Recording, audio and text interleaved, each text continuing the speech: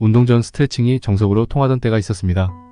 그러다가 몇 년 전부터는 운동을 마친 후 스트레칭을 하는 게 더 좋다는 말이 돌았는데요. 스트레칭은 유연성을 높이고 관절의 가동 범위를 넓혀 부상 예방에 도움이 될 수 있습니다.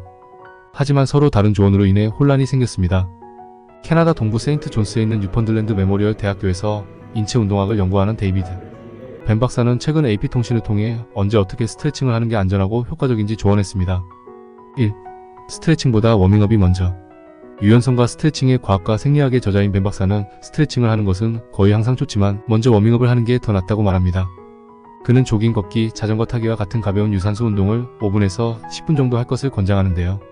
그 다음에는 정적인 스트레칭, 즉 자세를 취하고 유지하는 전통적인 방법으로 스트레칭을 합니다. 그런 다음 다리 들기와 같은 반복적인 동작으로 근육을 워밍업하는 활동별 동적 스트레칭을 할 수 있습니다.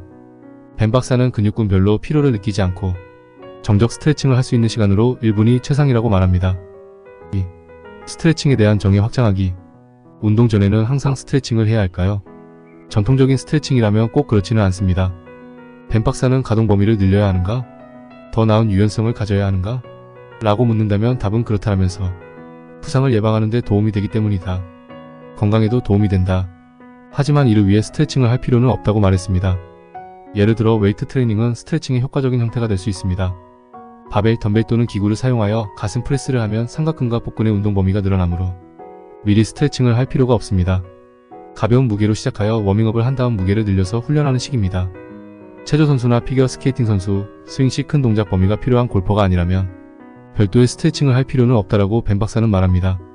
달리기를 가볍게 할 때도 스트레칭을 먼저 할 필요는 없습니다. 천천히 조깅을 하면서 몸을 풀고 속도를 높이면 됩니다. 3. 통증 느낄 정도로 무리한 스트레칭은 금물. 운동 후 가벼운 스트레칭 정도라면 괜찮습니다. 다만 통증이 느껴질 정도로 과하게 한다면 위험한데요. 그 시점에는 근육이 따뜻해져 있기 때문에 무리하면 부상을 당할 확률이 더 높기 때문입니다. 폼 롤러는 근육 회복에 도움이 될 수 있으며 스트레칭뿐만 아니라 운동 범위를 늘려주는 것으로 나타났습니다. 4. 운동 경기 전 정적인 스트레칭 하는 게 좋다. 벤 박사는 운동 경기를 할 때 미리 정적 스트레칭을 하면 근육과 힘줄 부상을 줄이는 데 도움이 된다고 말합니다. 폭발적인 움직임, 방향 전환, 민첩성, 전력 질주 등 근육과 힘줄을 사용하는 폭발적인 활동을 할 예정이라면 정적 스트레칭을 하면 더 강해질 수 있다고 말했습니다. 양쪽을 똑같이 스트레칭하는 것도 중요합니다. 한쪽의 유연성이 부족하면 부상으로 이어질 수 있기 때문입니다. 5. 스트레칭에 관한 혼란이 생긴 이유.